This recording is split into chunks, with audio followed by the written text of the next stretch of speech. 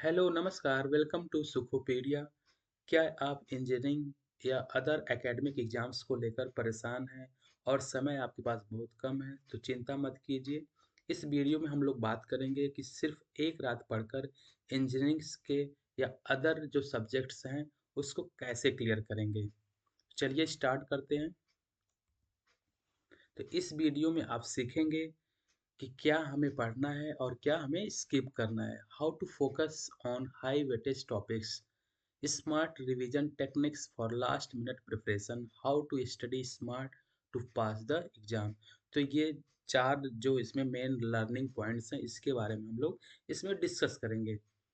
चलिए स्टार्ट करते हैं। सबसे पहले करना क्या है, हमें एनालाइज द सिलेबस। इसमें थ्री इम्पोर्टेंट पार्ट्स हैं। पहला focus on important units, previous years questions और हाई स्कोरिंग टॉपिक्स ओनली। तो हमें सबसे पहले डिसाइड करना है कि सबसे इम्पोर्टेंट यूनिट्स कौन सा है जो अभी हम लोग देखेंगे।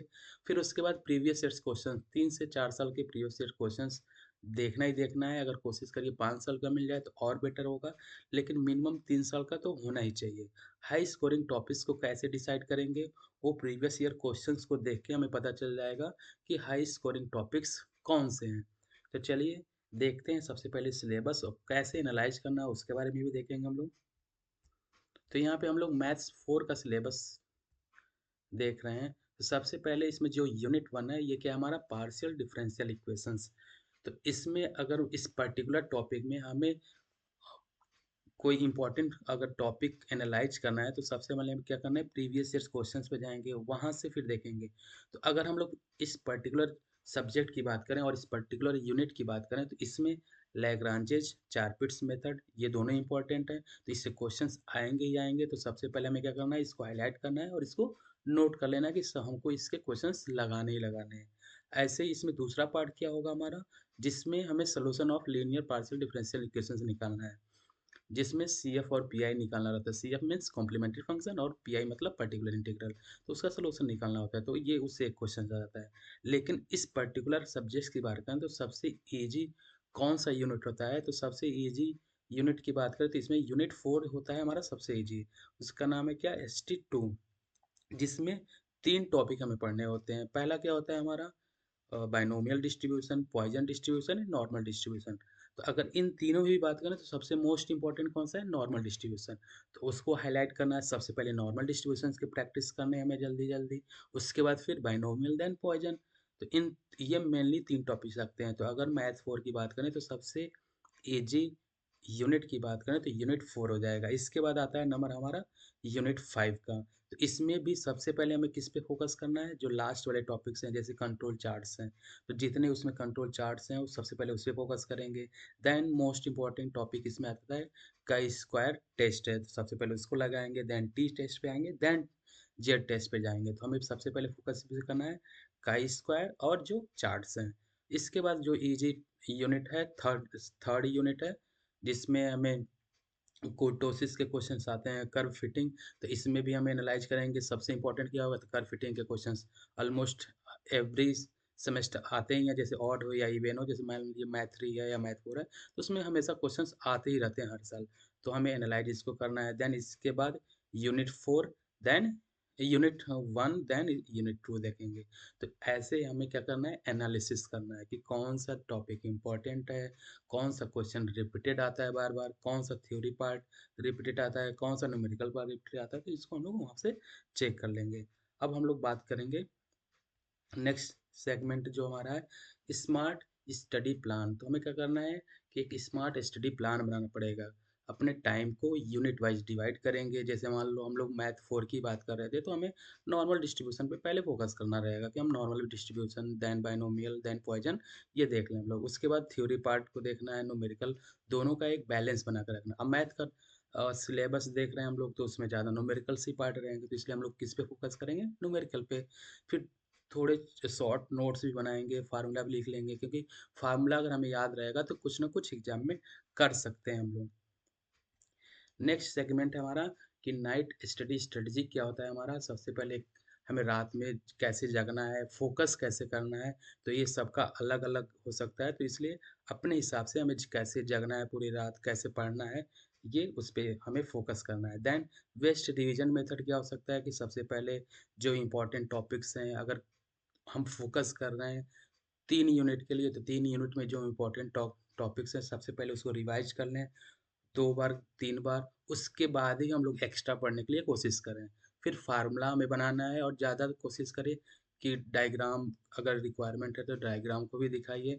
फ्लो चार्ट की ज़रूरत है तो फ्लो चार्ट भी हम लोग वहाँ पे शो करना पड़ेगा। देन एग्ज़ाम राइटिंग स्ट्रेटेजी क्या रहता है कि कौन सा क्वेश्चन हमें पहले करना है, प्रेजेंटेशन क्या होना चाहिए, टाइम मैनेजमेंट का भी ध्यान देना चाहिए।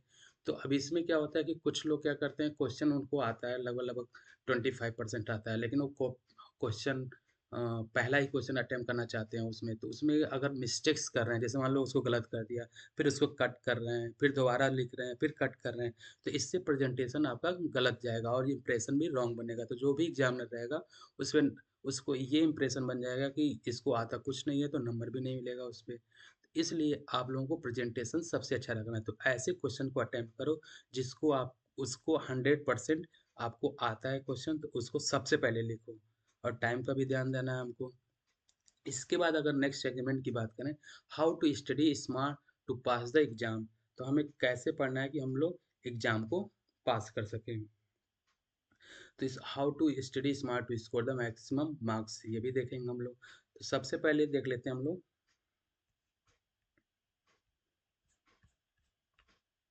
Question paper. एक क्वेश्चन पेपर है, ये बेसिक सिंगल सिस्टम का है। तो सबसे पहले हमें एनालाइज करना है कि 70 मार्क्स का होता है। तो इसमें 3 पार्ट्स हैं, section A, section B and section C. तो इसमें सेक्शन ए में टोटल कितने क्वेश्चंस हैं? 7 क्वेश्चंस हैं। और यहाँ पे अगर हम लोग देखेंगे तो ये जो फर्स्ट 2 क्वेश्चंस हैं, ये फर्स्ट क्वेश्चन जो है हमारा यूनिट 1 से है, सेकंड क्वेश्चन जो है हमारा किससे है? यूनिट 2 से है, एंड थर्ड क्वेश्चन भी किससे है हमारा? थर्ड एंड फोर्थ क्वेश्चन जो है ये यूनिट 3 से है, यानी यूनिट 3 से 2 क्वेश्चंस आए हैं। फिर इसके बाद अगर इसकी बात करें हम लोग, तो ये हमारा है यूनिट 4 से एक क्वेश्चन है और लास्ट यूनिट से 2 क्वेश्चंस आए। तो इसमें देख सकते हैं कि किसी 2 यूनिट से 2-2 क्वेश्चंस आ रहे हैं। तो आपको स्ट्रेटेजी कैसे बनाना है? तो इसको देख लेते हैं हम लोग। तो इसको हम लोग डिवाइड करेंगे 3 पार्ट्स में। तो यहाँ पे हमारा है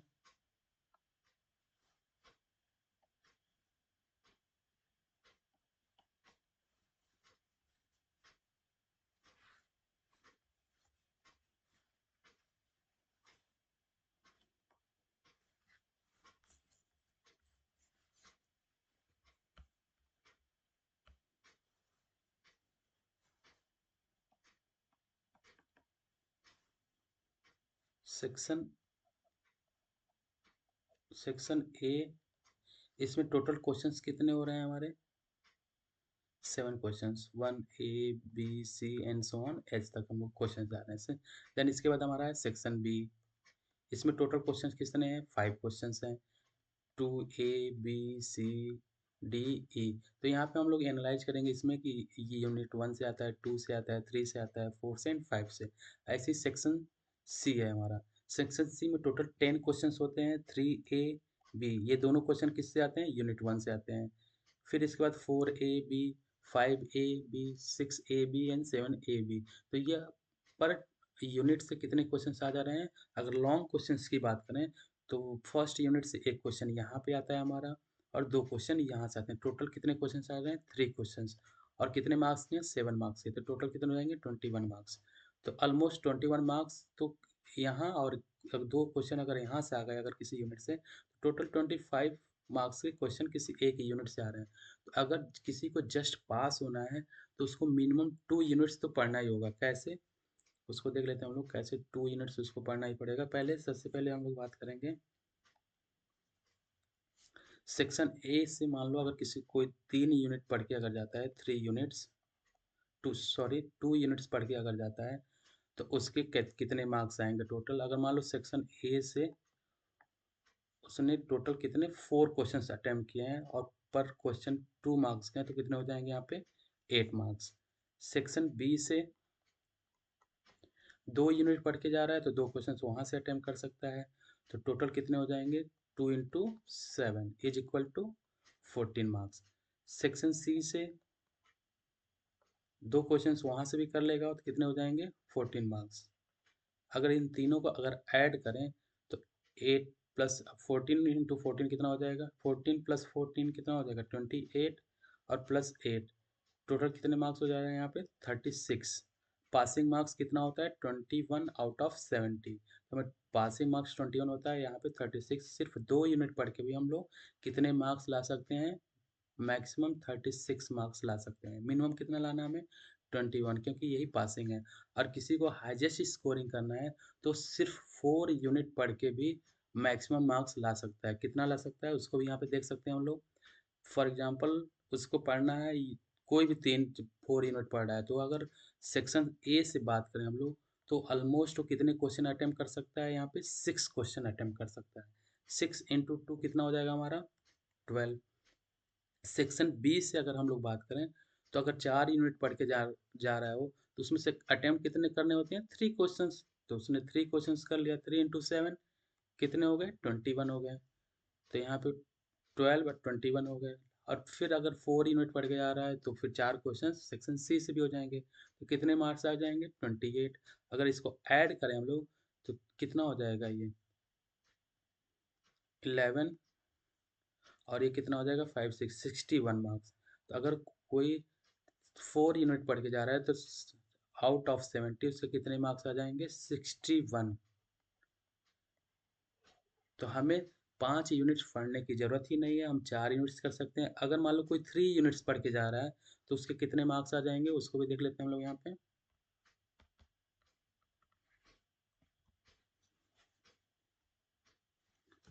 इसको इरेज कर लें पहले।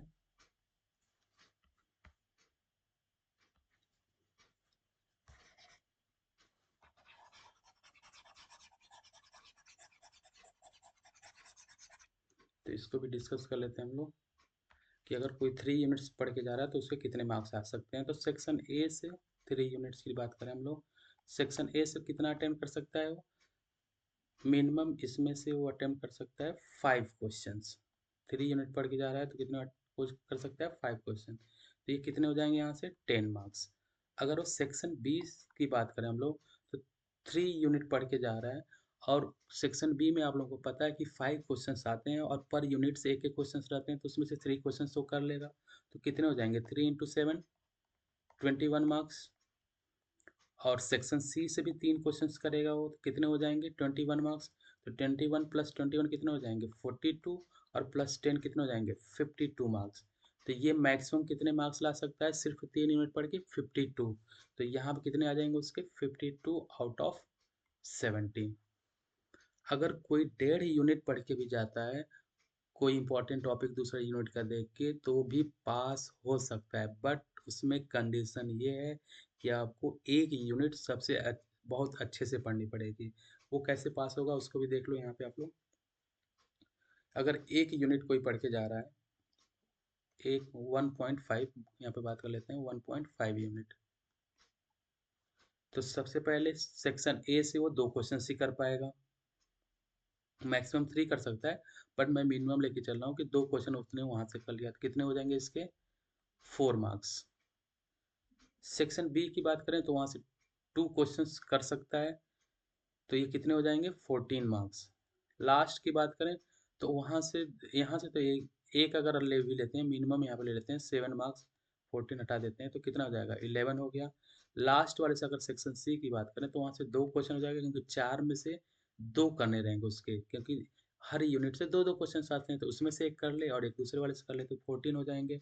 तो 14 +11 कितने हो जाएंगे, 25 मार्क्स। लाने किसने है उसको, 21। तो सिर्फ 1.5 यूनिट पढ़ के भी कोई पास हो सकता है।